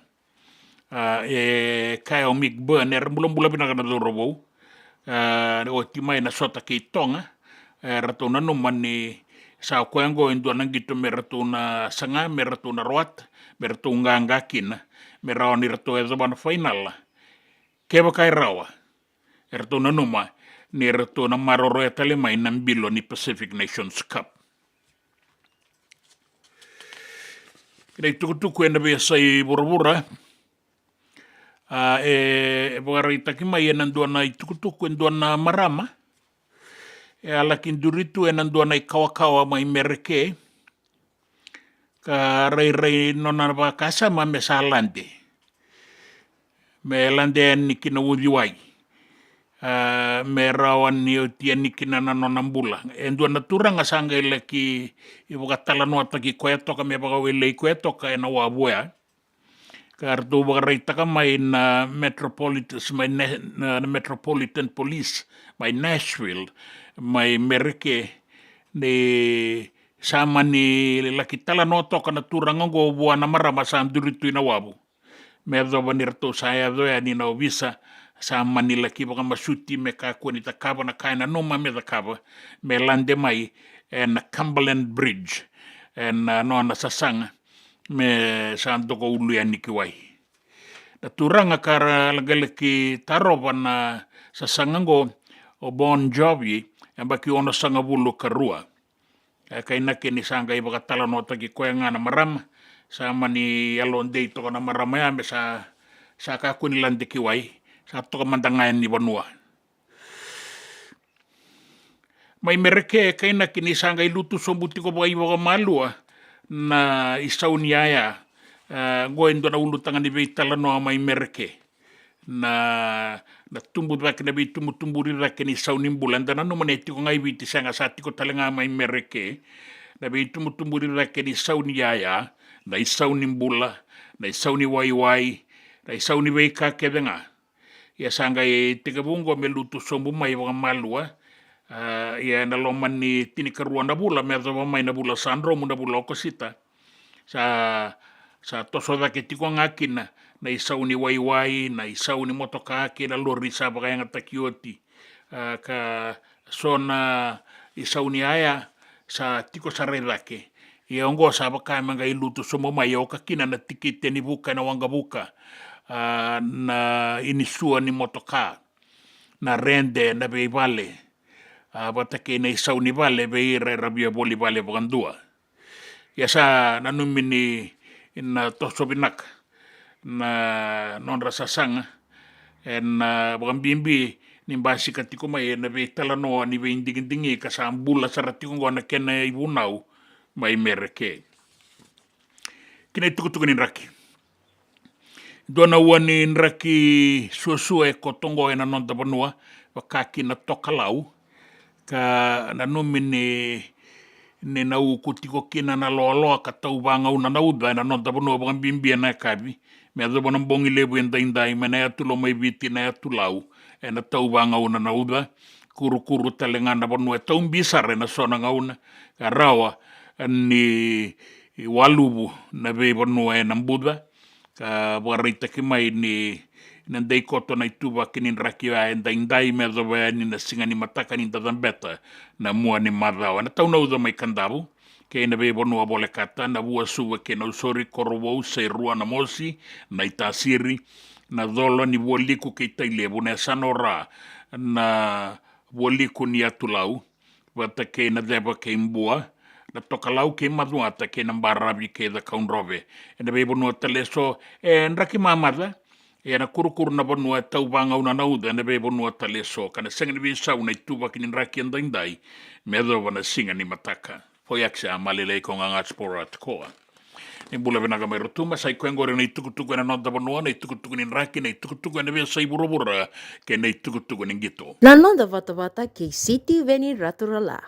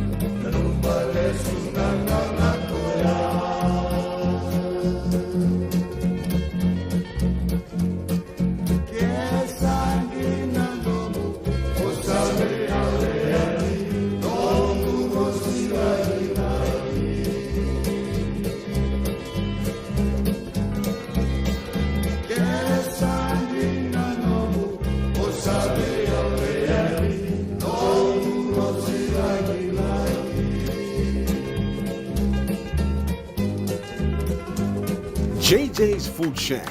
E tiku kedi kina na kakana boka biti me bakana kokonda. Lobo benga ni ngai kani do itu na bundi na dalo se tapioca. Na kakana boka malangi me bakana steak baka loka kena coleslaw. Wee! Na kari toa sa wadha badina na kani kana. Kay tiku talanga na nono to specials and na lomo ni madawa. Dau tamba na Facebook. Na doi ni tiwa ya na bani manrai pai ke na bungatale. Go na JJ's Food Shack. Viu Valley mo Billie Jean Street, Santa Rosa, California. Karo talaga nrito dili mo yang may Santa Rosa, may yato sarani kinavato. Giritirito sana kinavitu sa mabitu tolo dio tolo dundu al limono. JJ's Food Shack, Santa Rosa, California. Me volia back in dono go life insurance policy? Nakakira ni tutana katil kabitu ni akostita na 2022 o sangir takasarabiri ni tauna.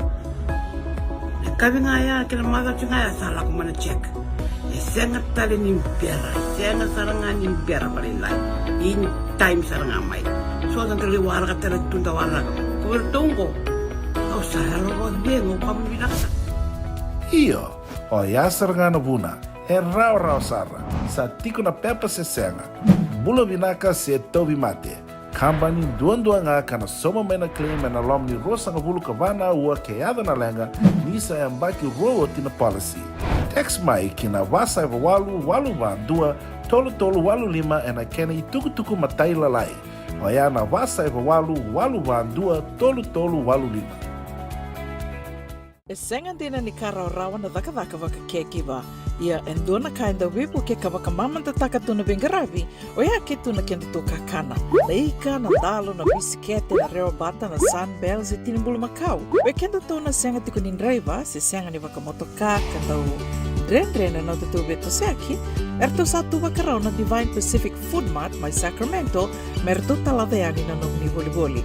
Rawa sara. Witartar ngayani na taliboni diwan 21 saivarua merto bakarotaka katalada mai nanong ni boli ena kenagona totolo tua. Divine Pacific Food Mart. Viturua Viwawalu Franklin Boulevard, Sacramento, California. Namba di telefoni Viwan 21 saivarua. Erto ngarap talangan kenali waka suburi ani nanomu yaya. Mai nanon to stoa kina nomu mate ni katumba. Na nonda bata kay City Veni Raturla. Della ni rabo Della ni rabo Ni vilava tua bula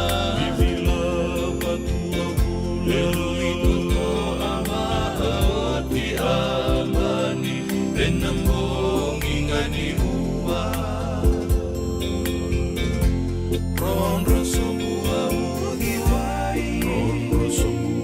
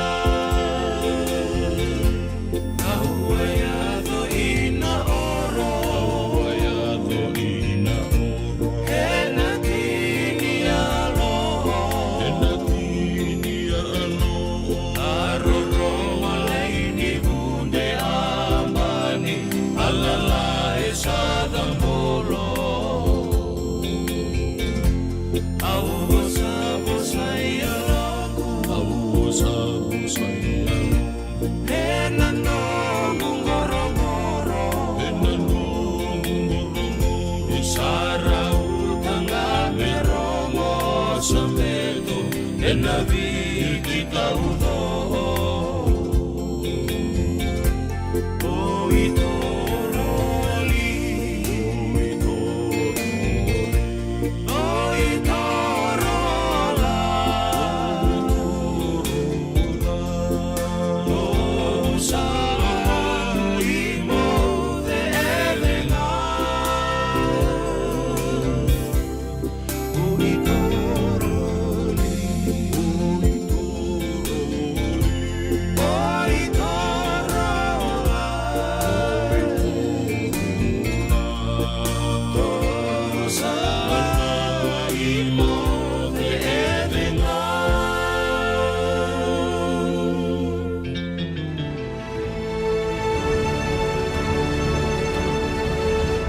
Ongo na rongo may bala ni Songo and a radio bulando vata San Francisco. Mekauti kanda vata mai. Songo ni bwana nomini mbakin rau ni koroni buli may ratu kanda bulebu. Ena bugedori en kabini mataka ni katini katuli September nonda ngauna ke Santa Rosa. May na lima kina tini kandua na kabin. Kana bugedori en a Holiday Inn and Express and Suite, Diwandua Vitu Limamba, and West Stockton Boulevard, my Elk Grove, California, Diwalima Vitu Lima Walu.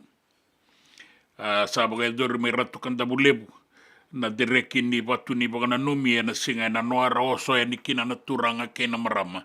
Ira na buli oti ke ira na ngone buli totoka no ratayambe na cadets, may ratukan da bulebu na singa na noanda umagatukina na kenan raki.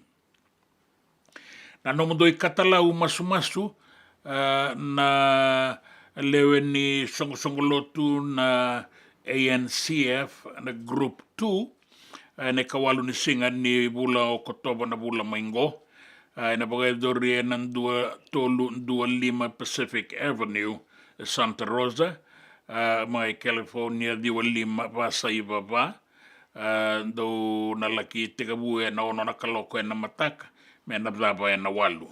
Abagano ni binagatikweni na nomdoi katalau masu-masu. Ngori na irongo may nabale ni Songo. Nanonda bata-bata kay City Veni Raturla.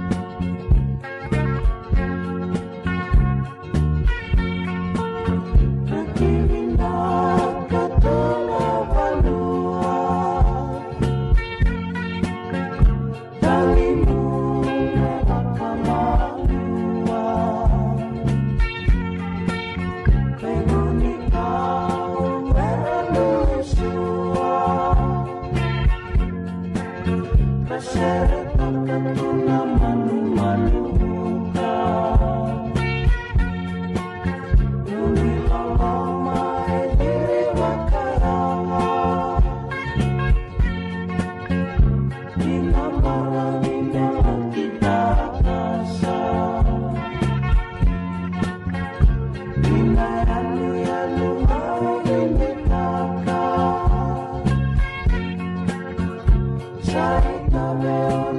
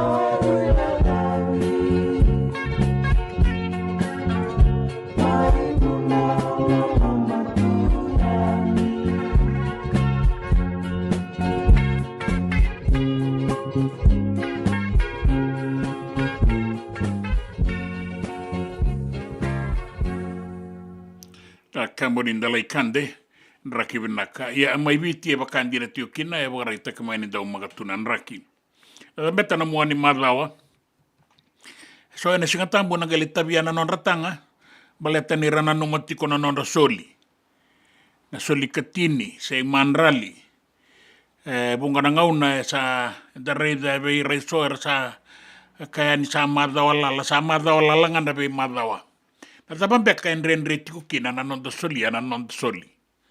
Pastor Lal Mohammed. Abu na uta chunga na ko na tanganen go alago tu. Wale tu no na yao na kaba bura. Lebe kende go sa lebe chunga na nda vale le chunga no de yao nge chunga tugun chunga senga na ilabo senga mande na ilabo me soli mande na singa tambu. Me na labo ndo boli yang ko na chunga. $9, $10, $50. Lago chiko na ngungunyang ko na bongket na raw may be na na soli. Gusto tiyaw. Kandi nango o sa sota ba uchimay. Ha? Ranga na ilabo may na boliang ko na ayo na ilabo may soli ki wana kalo sa asin raw chiko. Na tithe na offering and tugun chiko dua na katini sin raw chiko. Gusto tiyaw ngori nondo.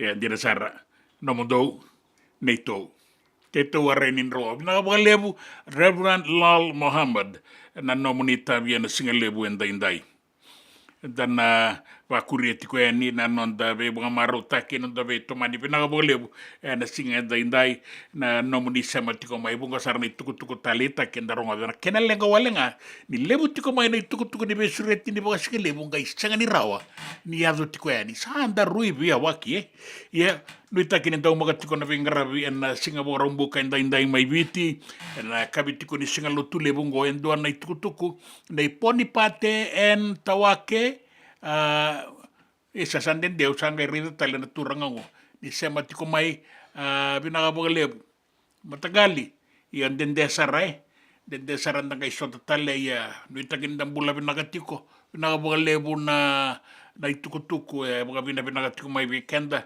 na turango tiko sara may mbolatangan go sa matakalay-laytiko may mbolatangan matakalay-laytiko ni singa buka raumbuka may kya ponipati binagabolebu sara mga bulat ko ni weke muni kay irana wakanda rato tiko ngore na Midlands singa lebu endai matakadada tiko ni buka raumbuka may kere ni mbula binaka inoke male ngo endo na turangan daung gito inoke male may raralebu mata ni mbula binaka matagali mbula binaka binagabolebu na sema tiko may Kamintokana no muni sema tuma yeso rabagai rongo tu ena raraning gitu ena nonda benua. Jo wangai tanoa dola bena tapa kurieti kona gona kena ibagalangau we reto the Fiji Police Band and singa lebu endai.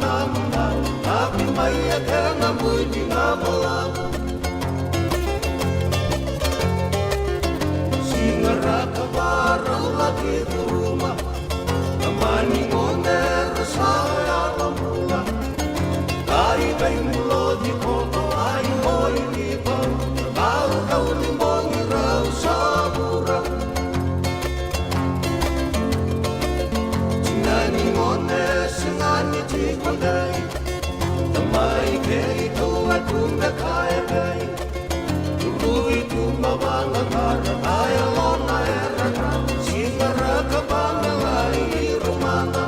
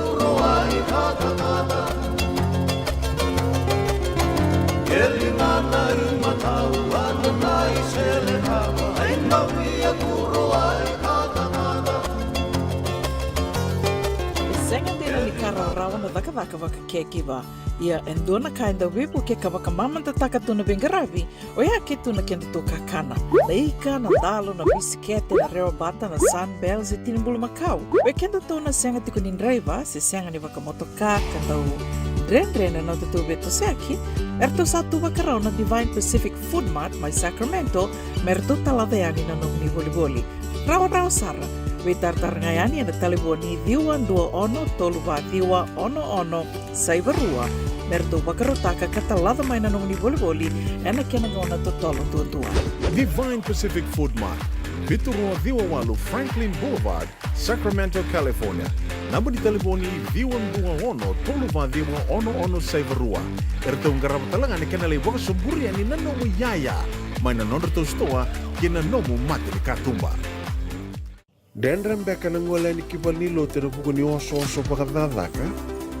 Sen kita beka na tos nimbula. Kuo ni lenga sinu ingawa. Nana maki mai kena programu warotaki. Mai vera tau na New Methodist Christian Fellowship USA. Nongu chisu, nongu banua. Rongo na vima manione na kabini buku lulu bei Kemando e California. Vima mani dua na singilewu ni lotu lewu bei Kemando e viti. And a radio bulando wata San Francisco. Me kauti kanda wata mai. Na nonda wata kei City Veni Raturala.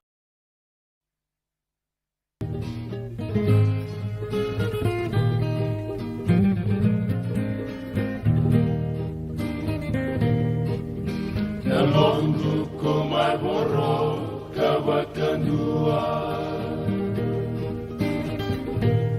Nanomu dau lomba niau. Dai kanala e matamu e mengauna. Sanga sara di komau dunrubiau. Dilungai di kaula kiwele muli. Dona wa rakianti konga. Auna lesu daleani dalomani. Benaruna velomani ikonga. Neve singa kedenga. Iko wosa kawa kaulidiau. Enda seau ninda sotawa na marau. Kami kamila ni bulau donu makan. Dewa daurawai wasoma. Nomu bei tumeriau nama sulaka. Lambalau marau mokalongata Megarutiko velomani e vengauna Elo masarani nuioti no darumula Yena Elai mura-mura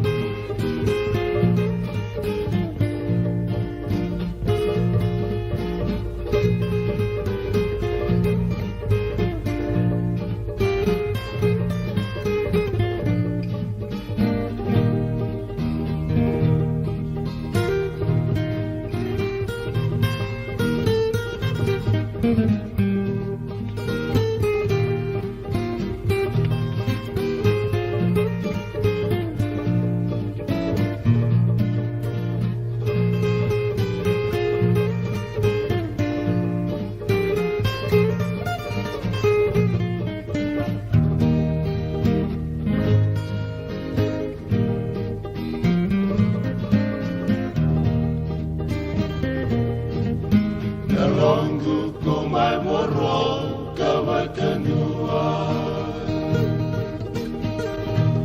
Tau nomu tau loma loma niau Tai kadala e matamu e vengauna Sei masara ni kumau nurubiau Diungani kaula kiwele voli Kona wa rakia tikonga Auna lesu kaleani nalomani Medaruna velomani Tikonga Kebe Singa kelenga Sairu singarani walu kei rato na seniveta ukula mai mondu ene anu koro e longu ko mai boroka vagandua and sana vagaro rongongo e na sona i tukutuku kene ulutanga ni tukutuku enda rongo vena ndua na kalago kene tini karua enda naga i vagala varabata tiko eni na nonda i waseni ngaunango en radio bulandua vata e San Francisco. Kena vole buna sema tiko mai na singa lebu ni kua and na atoso sarra tiko eni kin non rato dau na tamalaga ni visa vata kena i tukutuku ena nonda vanua. E kalau ngata na ngone e solivua e 5 walanga miniti mai vei nau ke ngei kalau ngata na ngone kenda tonga kilei kwa nganda to dhunru ko embogi bango to kilai na time me mo de kina se warai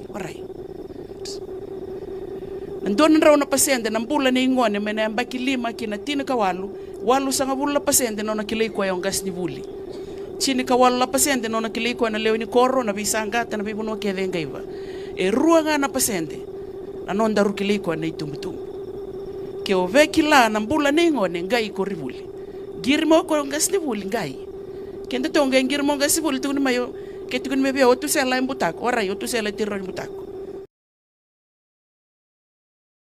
si matewai me na tamadaga ni ovisa nda en ravira nga boga bina kana luventa asini rawa ni ratalan biutunga ni be koroni wuli se kin na be bonu era la kina bina kanda boga murieti ko na be kain baletiran luventa anda sana ronga dana ulutanga ni tukutuku ena nonda bonua kene be sai burabura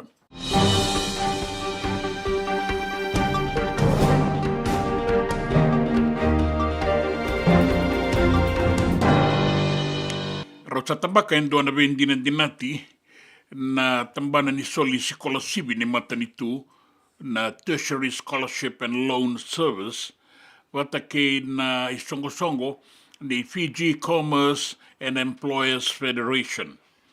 Me rao ni rabukei, e nandua na ituba ni Bengarabi o ira rabuka sekolah sibi kara sarawata na kena ibola.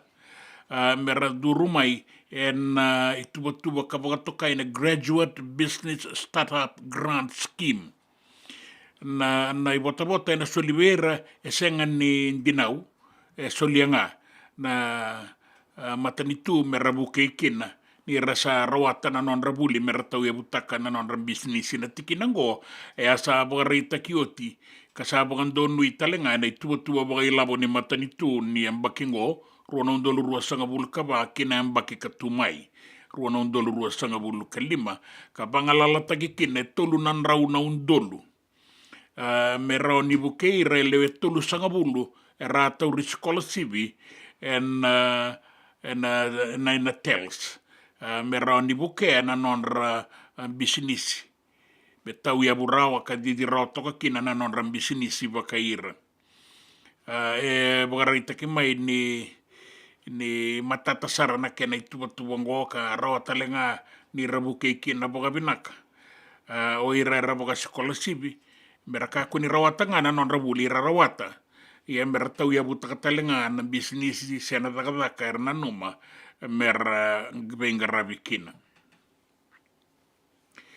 e bagarita ka ro Filipe tuisawau na minista ni vela koyaki di saya do tiko ni kina nona vale ni bola ibunga na itukutuku ke na kundru mai vera na leo ni bonua e na buku ni be sokoyaki e na be anu e biti e bagarita ki mai ni bunga na wanga e raboga bondo sibia e na be bonua e rabe sokoyaki boliki na nonda be mbarabi ke na be anu e na tambana kangaraba na tikinango na Maritime Safety Authority of Fiji, sana MSF, e sengan yan rabatiko bokabinaka, na tikinango me baletira na itauke ni wanga. Ia e bakareita ka mai na iliu ni MSF, o choweli dawaki, ni rasa sasangatiko, mera bokabinaka taka na Bengarabi, bagarita ka mai na kena bunin daw buka bondo sibia na wanga baleta ni rasa bolita kioti na tikite so engele boli sarangani sa baga rose serendali na wanga ena bagay bembek sa kuanga ni bolita kita len do na tikite ni sa rauta na wili rabondo na do na wanga beka ku tel ngay bo bondo ki ani endo be Italia ke tiko bua indo na tikite kinangito sa tabodi tikongo endo na iwola ni talanoa ni tukutuku membaleta na Swire Shipping Fijian Rua na nonda timi kangito bodi tikongo en sota na Pacific na Super Rugby Pacific na iwolongo e adana the rise of the Nrua se na tanratake ni Nrua ni viti e bagarita kini ngoendo na tatandra ka bulatiko e nandua na ngauna na rua sanga bulu kalima na mbaki saoti e na nonda banua kangai mai buka batukana e na timinin rua sangito bolingo e na nonda banua kabakaki na mai New Zealand di kei Australia e bagarita kini sa tiko e nandua na ibakatangin de binaka ningito sa bagarita ka tiko na douro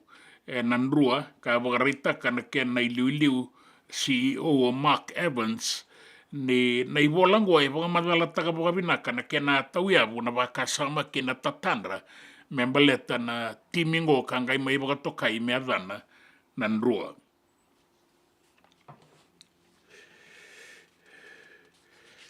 e bagarita ka na daw bagatabulit din ino da timinibiti na Fiji Water Flying Fijians ni sandaw makatiko na narto bagaraw e na sota ni Pacific Nations Cup karato na lay semifinal laki na may Japani e na mua ni Madongo batake na ikeli ni Merke US Eagles e bagarita ka uban ni nandendre wale nga itiko sai koe na vanua e kune me do e adukina na wakau koe ango.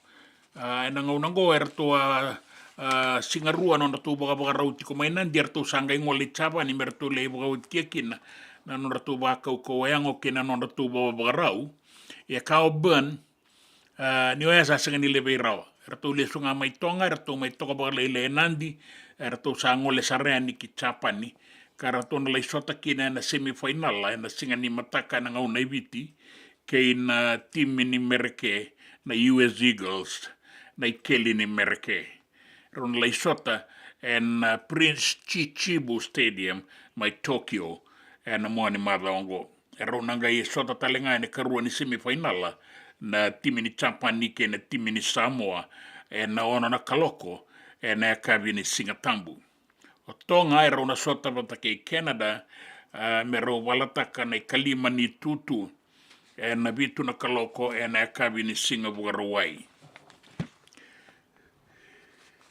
kina i tukutuku ni nraki, wakareita ki tiko mai ni nduana i wakaro ni zangi koukou sa tokongo e na nonda vanua e viti, no itaki ni na kaua itaki. Na i tukutuku ni nraki sa wakareita ki tiko mai ngo, ni nduana ua ni nraki suasua e koto e ni wakayao ki na tokalau ni nonda vanua, ka wakabuna tiko na uku ni lolo ke na mbula ni tokalau deva e na nonda vanua e na ngauna ngo. Wakareita ki mai ni ndau makatiko na ituwa kinin rakia na i wakaroni dangi kaukua sa solika e tiko e ningo e na vei vanua e so e na nonda vanua oka kina na atulau ke na atula mai viti. E na tau ba ngauna nauda kurukuru na vanua tau mbisare na sona ngauna e rawa ni lubu na vei vanua mbuda ke na vei mbarabi na nonda vanua.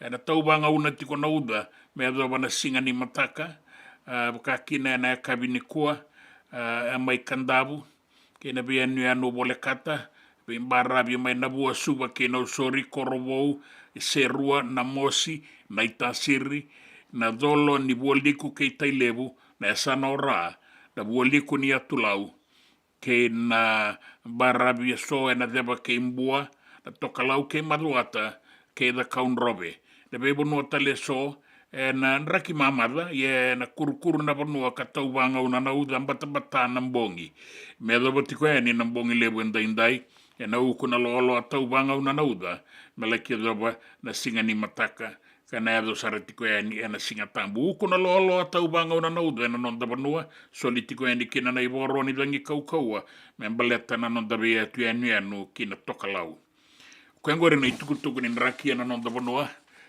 na i tukutuku ni ngito, na i tukutuku na vea saibura ke na i tukutuku na nonda vanua. Na nonda vata ke siti veni raturla.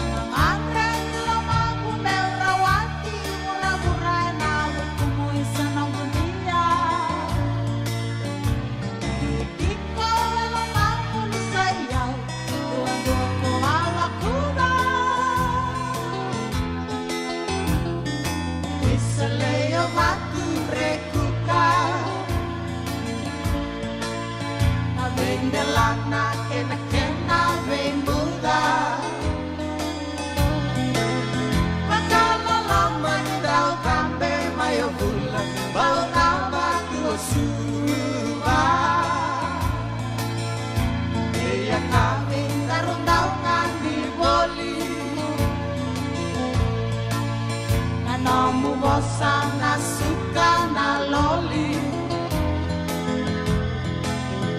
e camita nyuwaka na numaboli isa ng rosi ang atreng lamang kumewrawati mura-muray na bukumoy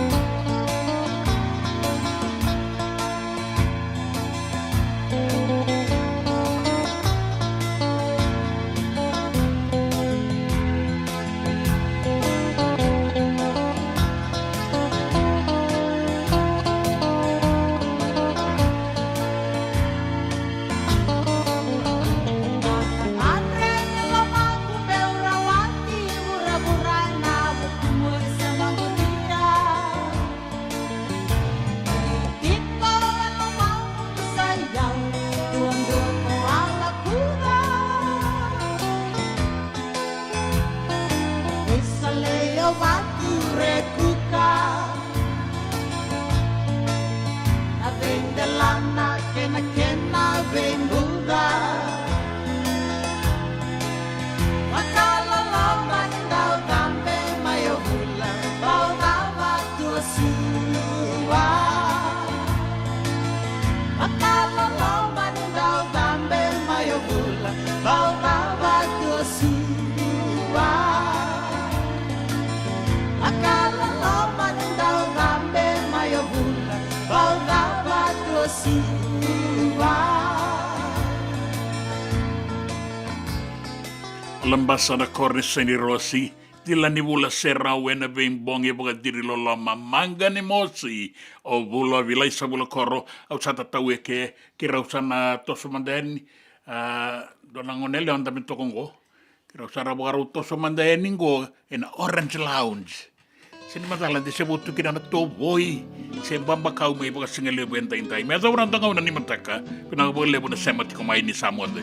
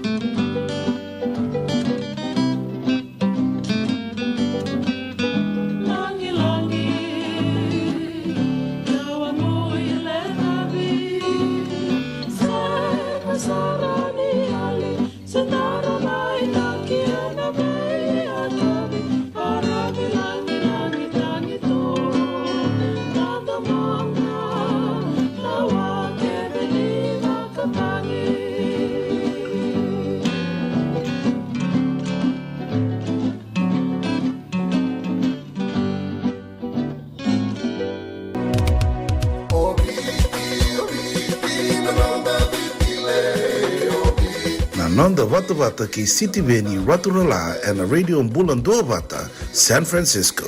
Me kochi kianda Vata Vai.